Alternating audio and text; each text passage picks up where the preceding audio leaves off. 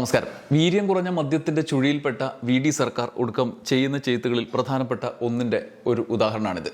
കേരള ചരിത്രത്തിലെ അസാധാരണ നടപടികളാണ് ഇങ്ങനെ അല്ലാതെയും ഒക്കെ കണ്ടുകൊണ്ടിരിക്കുന്നത്.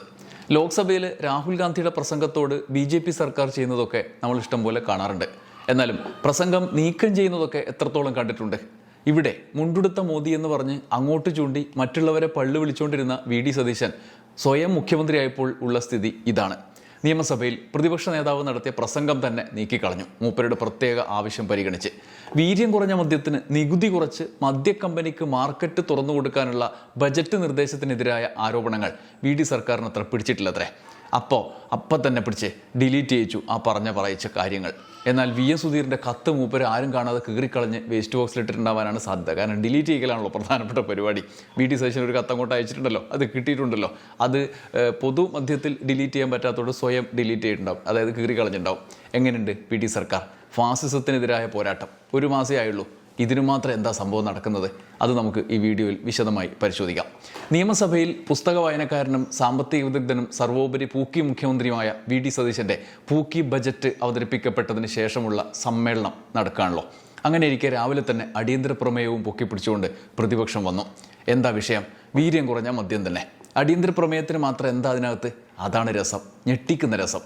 ലേശം ചരിത്രം നോക്കണം. ഒരുപാട് അകലെയല്ല, കുറച്ച് മാസങ്ങൾക്ക് മുമ്പ് സംസ്ഥാനത്ത് വീര്യം കുറഞ്ഞ മദ്യത്തിന് ഒരു പ്രത്യേകതയുണ്ട്. 2 തരമായി അത് തിരിക്കപ്പെട്ടിട്ടുണ്ട്. ഒന്ന് പഴത്തിൽ നിന്നും പച്ചക്കറിയിൽ നിന്നും ഉണ്ടാക്കുന്നത്, വേണമെങ്കിൽ നിർദോഷമായത് എന്നൊക്കെ വേണമെങ്കിൽ പറയാം. മദ്യമാണല്ലോ, എത്രമാത്രം നിർദോഷമാണെന്ന് നമുക്കറിയാലോ. ഇനി രണ്ടാമതൊന്നുണ്ട്, സ്പിരിറ്റിൽ നിന്ന് നേരിട്ടുണ്ടാക്കുന്നത്. ആ മദ്യത്തിന് കേരളത്തിൽ 251% കേരളത്തിൽ കഴിഞ്ഞ LDF സർക്കാരിൻ്റെ കാലത്തിട്ട നികുതി അത്തരം മദ്യത്തിന്. സോഫ്റ്റ് ഡ്രിങ്കൊക്കെ വാങ്ങും പോലെ കുപ്പിയോടെ കുടിച്ച് അടിക്കാവുന്നത് കൊണ്ട് കുട്ടികളിലും മറ്റും മദ്യപാനത്തിലേക്ക് അടുപ്പിക്കാൻ കാരണമാകുന്ന വീര്യം കുറഞ്ഞ മദ്യത്തിൻ്റെ ഈ ഉപയോഗത്തിൻ്റെ പ്രത്യേകത കൊണ്ടുകൂടിയാണ് അതിന് അത്രയധികം വലിയ നികുതി ഇട്ടത്. കാരണം വിൽക്കാൻ പാടില്ല എന്നുള്ളത് കൊണ്ട് തന്നെ. അതുകൊണ്ട് വിൽക്കാതിരിക്കാനുള്ള സർക്കാർ തന്ത്രം എന്ന് നമുക്കതിനെ വിലയിരുത്താനും കഴിയും. എന്നാൽ മദ്യക്കമ്പനികൾക്ക് സാധനം വിൽക്കണ്ടേ? അവരെന്ത് ചെയ്തു? നികുതി കുറക്കാൻ നിരന്തരം ശ്രമിച്ചു, പല മട്ടിൽ ശ്രമിച്ചു. ഒടുവിൽ 2023 LDF സർക്കാരിന് ഒരു അപേക്ഷ കൊടുത്തു. പക്ഷേ അവർ അനുസരിച്ചില്ല. പിന്നീടും സർക്കാർ നികുതി കുറച്ചില്ല. എന്നാൽ പഴയ അപേക്ഷയും എടുത്തുപിടിച്ച് പ്രതിപക്ഷ നേതാവ് വി.ഡി. സതീശൻ മാർച്ചിൽ തിരഞ്ഞെടുപ്പിന് തൊട്ടു മുമ്പ് ഒരു വെടി പൊട്ടിച്ചത് ചിലപ്പോൾ നിങ്ങൾക്ക് ഓർമ്മയുണ്ടാവും.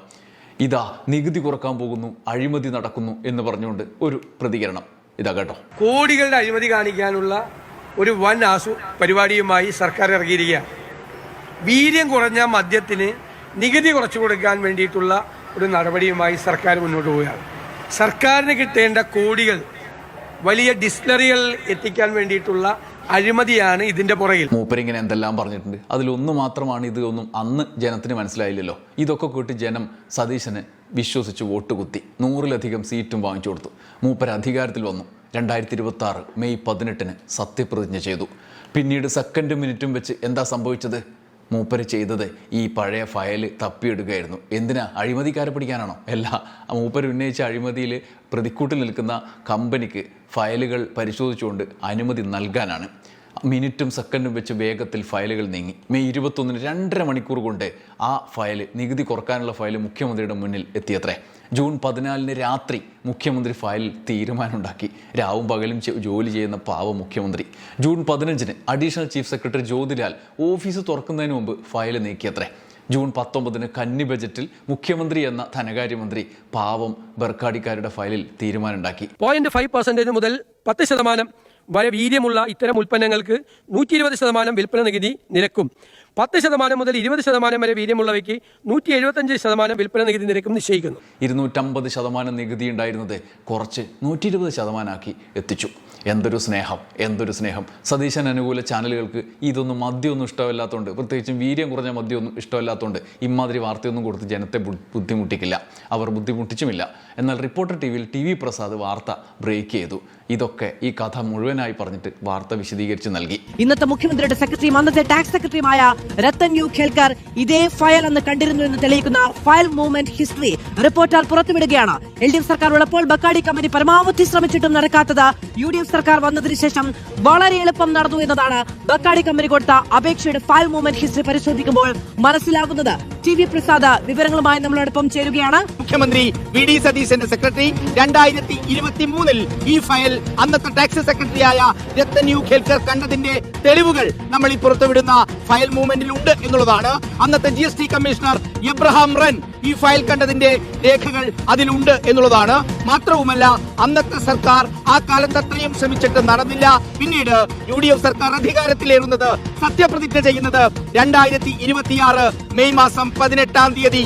വീണ്ടും അതാ ബക്കാടി കമ്പനിയുടെ ആളുകൾ സജീവമായി തുടങ്ങി.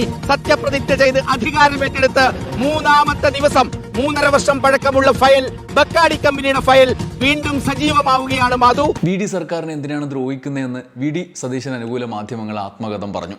പക്ഷെ വാർത്ത കേട്ട് നാട്ടുകാർ ഞെട്ടി. നിയമസഭയിൽ പ്രതിപക്ഷം കാര്യം ഉന്നയിച്ചു. പ്രതിപക്ഷ നേതാവും KN ബാലഗോപാലനും സംഘവും അടിയന്തര പ്രമേയ ആവശ്യം പറഞ്ഞു. സ്പീക്കർ അനുവദിച്ചില്ല.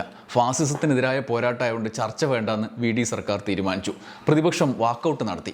വാക്കൗട്ട് നടത്തിയ പ്രസംഗത്തിൽ, അതായത് അടിയന്തര പ്രമേയ ആവശ്യം ഉന്നയിക്കാൻ പോലും അനുവദിച്ചില്ല. അങ്ങനെ ഉന്നയിക്കാൻ നടത്തിയ ശ്രമം അനുവദിക്കാത്തത് കൊണ്ട് വാക്കൗട്ട് നടത്താൻ വേണ്ടി തീരുമാനിച്ചു. അങ്ങനെ വാക്കൗട്ട് നടത്തിയ പ്രസംഗത്തിൽ പിണറായി വിജയൻ ഇക്കാര്യം പ്രതിപക്ഷ നേതാവ് പറഞ്ഞു അത്രേ. ഒടുക്കം ആ പ്രസംഗം തന്നെ നീക്കം ചെയ്ത് കളാന്ന് VD സതീശൻ പറഞ്ഞു അത്രേ. ഫാസിസത്തിനെതിരായ പോരാട്ടമാണല്ലോ. ആരോപണം ചട്ടവിരുദ്ധ നടപടിയെന്നും സഭാരേഖകൾ നീക്കണം എന്നും മുഖ്യമന്ത്രി VD സതീശൻ ആവശ്യപ്പെട്ടു. അടിയന്തര പ്രമേയ നോട്ടീസിന് അനുമതി നൽകിയില്ല എന്ന് മാത്രമല്ല, ആരോപണം ഉന്നയിക്കാൻ നടപടിക്രമം അനുസരിച്ച് കഴിയില്ല. ആരോപണം തന്നെ നീക്കം ചെയ്യണമെന്ന് മുഖ്യമന്ത്രി ആവശ്യപ്പെട്ടു. സഭാ TV-യിൽ നിന്ന് പിണറായിയുടെ പ്രസംഗം അങ്ങനെ മാറ്റിയെന്നാണ് റിപ്പോർട്ടുകൾ നമ്മളെ മുമ്പിലേക്ക് വാർത്ത തരുന്നത്. അങ്ങനെ മാറ്റിയതുകൊണ്ടൊന്നും തങ്ങൾ പിന്നോട്ടില്ലെന്ന് KN ബാലഗോപാൽ നിയമസഭയിൽ പറയുകയും ചെയ്തു. ഡെൻമാർക്കിൽ എന്തോ ചീയുനാറി എന്ന് പറയുന്നത് പോലെയാണ് കാര്യം. അഴിമതിയുടെ ഗന്ധമാണ്. ചർച്ച ചെയ്യാൻ തയ്യാറാകാത്തത് സംശയകരമാണ് എന്ന് ബാലഗോപാൽ ആരോപണം ഉന്നയിച്ചു. ഏതായാലും നീക്കിയതല്ലേ, അപ്പോൾ പിന്നെ എന്താ പ്രതിപക്ഷ നേതാവ് പറഞ്ഞതെന്ന് നമ്മൾ അറിയണ്ടേ. അദ്ദേഹം പറഞ്ഞത് ഇങ്ങനെയാണ്: സംസ്ഥാനത്ത് വലിയ തോതിലുള്ള മദ്യം ഒഴുക്കുന്നതിന് ഉള്ള നയത്തിൻ്റെ ഭാഗമാണ് ഈ നികുതി ഇളവ്. സ്വകാര്യ കമ്പനിക്ക് അമിത ലാഭം കൊയ്യാനുള്ള അവസരം. 251% നിലവിലുള്ള നികുതി 120% ആക്കിയിരിക്കുകയാണ്. ആർക്ക് വേണ്ടിയാണിത്? സാധാരണ ജനങ്ങൾക്ക് ഇതുകൊണ്ടുള്ള ഗുണം എന്താണ്? ഇതിൻ്റെ ഗുണഭോക്താവ് എല്ലാവർക്കും അറിയുന്നത് പോലെ കർണാടകയിലെ മദ്യക്കമ്പനിയാണ്. സ്വകാര്യ കുത്തക കമ്പനിയായ ബർക്കാഡിക്ക് വേണ്ടിയുള്ള നിർദ്ദേശമായിട്ടാണ് ഇത് വന്നത്. ഇതുമായി ബന്ധപ്പെട്ട ഫയൽ നീക്കം ദ്രുതഗതിയിൽ നടന്നിരിക്കുകയാണ്. സോഫ്റ്റ് ഡ്രിങ്ക് പോലെ സാർവത്രികമാക്കാനാണ് പോകുന്നത്. അത് അനുവദിക്കാൻ പാടില്ല. ഗുരുതരമായ പ്രത്യാഘാതം ഉണ്ടാകാം. സമൂഹം ലഹരിയിലേക്ക് ആളുകളെ തള്ളിവിടുന്നതിലേക്ക് ഇതെത്തിക്കും. 2023 ബർക്കാഡി കമ്പനി സംസ്ഥാന നികുതി വകുപ്പിന് അപേക്ഷ നൽകിയത്. ഇക്കഴിഞ്ഞ സർക്കാർ ഇക്കാര്യത്തിൽ തിടുക്കപ്പെട്ടൊരു നടപടിയും സ്വീകരിച്ചില്ല. എന്നാൽ പുതിയ സർക്കാർ അധികാരമേറ്റ ശേഷം ശരവേഗത്തിൽ ഫയൽ നീക്കമുണ്ടായി. 7 ഉദ്യോഗസ്ഥർ ഫയൽ ശരവേഗത്തിൽ കണ്ടു. പുതിയ സർക്കാരിൻ്റെ ഈ വേഗത്തിലുള്ള ഫയൽ നീക്കം അസാധാരണമാണ് എന്നാണ് പിണറായി ആരോപിച്ചത്. ഈ കാര്യം പരിഗണിച്ച ആ ടാക്സിൽ ജോലി ചെയ്തിരുന്ന ഒരാളിപ്പം മുഖ്യമന്ത്രി VD സതീശൻ്റെ പ്രധാനപ്പെട്ട സെക്രട്ടറിയായി ഇരിക്കുകയാണ്. മൂപ്പര് ഇലക്ഷൻ കമ്മീഷനിലൊക്കെ ഇരുന്നതിന് ശേഷം ഇങ്ങോട്ട് വന്നിരിക്കുകയാണ്. അപ്പോൾ ഈ ഫയൽ കൈകാര്യം ചെയ്ത ആളെ തന്നെ മൂപ്പരെടുത്തിട്ട് തൻ്റെ ഓഫീസിൽ ഇരുത്തിയതാണോ, വല്ലതും മുൻകൂട്ടി കണ്ടിട്ടാണോ എന്നൊന്നും നമുക്കറിയില്ല. എന്തായാലും പിണറായിയുടെ പ്രസംഗം ഡിലീറ്റ് ചെയ്യൽ മുമ്പ് തന്നെ നാട്ടുകാരുടെ മുമ്പിൽ സംഗതി എത്തിയിരുന്നു. ഒരു സ്വകാര്യ മദ്യ കമ്പനിക്ക് അമിതമായ ലാഭം കൊയ്യാൻ പറ്റുന്ന അവസരം മെല്ലെ ഇതിൽ തിരികിയിരിക്കുകയാണ്. ഇത് ഗൗരവമായ വിഷയമാണ്. സർ, നാം കാണേണ്ടത് 251% നിലവിലുള്ള നികുതി, അതാണ് 120%ആക്കി കുറക്കുന്നത്. സർ, 131% കുറവ്. സർ, എന്തിനു വേണ്ടിയാണ്? ആർക്കു വേണ്ടിയാണ്? നമ്മുടെ നാട്ടിലുള്ള സാധാരണക്കാർക്ക് ഇതുകൊണ്ട് എന്താണ് ഗുണം? സാധാരണ ജനങ്ങൾക്ക് എന്താണ് ഗുണം? സർ, അതുകൊണ്ട് തന്നെ നമ്മുടെ നാട്ടിലെ സാധാരണക്കാർക്കോ മനുഷ്യർക്കോ വേണ്ടിയുള്ള ഒന്നല്ല ഈ വന്നിട്ടുള്ള നിർദ്ദേശം. അപ്പോൾ ഇതിൻ്റെ ഗുണഭോക്താവ് എല്ലാവർക്കും അറിയാവുന്നതുപോലെ കർണാടകയിലെ ഒരു മദ്യ കമ്പനിയാണ്. ഇവിടെയാണ് പ്രശ്നം. സർ, ഇവിടെയാണ് പ്രശ്നം. കർണാടകയിലെ ഒരു മദ്യ കമ്പനിക്ക് വേണ്ടിയുള്ള ഒരു നിർദ്ദേശം സർ നമ്മുടെ സ്വകാര്യ കുത്തക കമ്പനിയായ അവർക്ക് വേണ്ടിയുള്ള നിർദ്ദേശമായിട്ടാണ് നൽകിയിരിക്കുന്നത്. അങ്ങേ പോലെ ഒരാൾ സംസാരിച്ചു കൊണ്ടിരിക്കുമ്പോൾ ഇന്റർഫിയർ ചെയ്തതിൽ എനിക്ക് വിഷമമുണ്ട്. പക്ഷേ പറയാതിരിക്കാൻ നിവൃത്തിയില്ല. ഇവിടെ പ്രധാനപ്പെട്ട പ്രശ്നം എന്താ? അടിയന്തര പ്രമേയത്തിലുള്ള സാധ്യത ഒഴിവാക്കി. അതിനകത്തെ കണ്ടൻസിലോട്ട് പിന്നെ നമുക്ക് പോകാൻ കഴിയില്ല. അങ്ങേക്ക് വാക്കൗട്ട് ഉണ്ടെങ്കിൽ അങ്ങേക്ക് ആ കാര്യം ഒരു വിവരം പറഞ്ഞ് വാക്കൗട്ട് നടത്തുന്നതിന് സ്വാതന്ത്ര്യമുണ്ടോ? സർ, ഞാനൊരു കാര്യം പറയാം. ഇതുമായി ബന്ധപ്പെട്ട ഫയൽ നീക്കം അതിദ്രുതഗതിയിൽ നടക്കുന്നുവെന്നാണ് മാധ്യമങ്ങൾ റിപ്പോർട്ട് ചെയ്തിരിക്കുന്നത്. ഇത് വളരെ ഗുരുതരമായ ഒരു പ്രശ്നമാണ്. അങ്ങേ പോലുള്ള ഒരു നീതിമാൻ ആ ചെയറിൽ ഇരുന്നുകൊണ്ട് ഇരിക്കുന്ന ഘട്ടത്തിൽ ഇത്തരമൊരു കാര്യം സംഭവിക്കാൻ പാടുണ്ടോ എന്നുള്ളതാണ്. നിയമസഭയിൽ നിന്നും പ്രതിപക്ഷത്തു നിന്നും എതിർപ്പുകളിൽ നിന്നും കൗണ്ടർ അടിച്ച് രക്ഷപ്പെടുന്ന ശൈലി മുഖ്യമന്ത്രി പണ്ടേ സ്വായത്തമാക്കിയിട്ടുണ്ട്. എത്ര കാലം മുഖ്യമന്ത്രിയായിരുന്നു കൊണ്ട് ഇങ്ങനെ മുന്നോട്ട് പോകും എന്ന് നമുക്കറിയില്ല. ചെയ്ത ചെയ്ത്തുകൾ പിടിക്കപ്പെടുമ്പോൾ കൗണ്ടറുകൾ കൊണ്ട് കാര്യമുണ്ടോ? VM സുധീരൻ എഴുതിയ കത്തിന് ഇതുവരെ മറുപടി അദ്ദേഹത്തിന് കിട്ടിയിട്ടില്ല. എത്ര കിട്ടി എന്ന മുൻ എക്സൈസ് മന്ത്രി MB രാജേഷിന്റെ ചോദ്യത്തിനും ഉത്തരം വന്നിട്ടില്ല. ഇതൊന്നും ഞാൻ അറിഞ്ഞില്ലേ രാമനാരായണ എന്ന് പറഞ്ഞ ഇപ്പോഴത്തെ എക്സൈസ് മന്ത്രി M ലിജുവിന് ഇതുവരെ ഒരു പിടുത്തവും കിട്ടിയിട്ടുമില്ല. കർണാടകയിൽ നിന്ന് നികുതി ഇളവ് ഉത്തരവ് കിട്ടി മദ്യമറക്കാൻ ലോഡുകളുമായി കാത്തു നിൽക്കുന്ന കമ്പനിക്കാരുടെ ബന്ധത്തെക്കുറിച്ച് മാത്രമാണ് ഇപ്പോൾ ആളുകൾ ചർച്ച ചെയ്യുന്നത്. കഴിഞ്ഞ 5 കൊല്ലം നടന്നിട്ടും സാധിക്കാത്തത് ഒരൊറ്റ സർക്കാർ മാറ്റത്തിന് ദിവസങ്ങൾക്ക് ശേഷം, മണിക്കൂറുകൾക്ക് ശേഷം അവരെങ്ങനെ സാധിച്ചെടുത്തു എന്നതിനുള്ള ഉത്തരങ്ങളാണ് ഇനി വരാനുള്ളത്. തൽക്കാലത്തേക്ക് ബജറ്റിനുള്ള മറുപടി പ്രസംഗത്തിൽ ഈ നിർദ്ദേശം പിൻവലിച്ച് തടി കൈച്ചലാക്കാനായിരിക്കും സതീശന്റെ തീരുമാനം. അത് കഴിഞ്ഞ് പ്രതിപക്ഷത്തെ പതിവ് പോലെ കുറെ കൗണ്ടർ അടിച്ചിരുത്താമെന്ന രാഷ്ട്രീയ പ്രതീക്ഷ. പ്രതിപക്ഷ നേതാവായിരിക്കുമ്പോൾ വിജയിച്ചതും ഇപ്പോൾ പരാജയപ്പെട്ടുകൊണ്ടിരിക്കുന്നതുമായ തന്ത്രം, അതൊക്കെ നിങ്ങൾ ഭരണപക്ഷവും പ്രതിപക്ഷവും കൂടി തീർത്തോളുക. പക്ഷെ ജനത്തിന് സംശയങ്ങൾക്കൊക്കെ ഒരു നിവാരണം കിട്ടണം.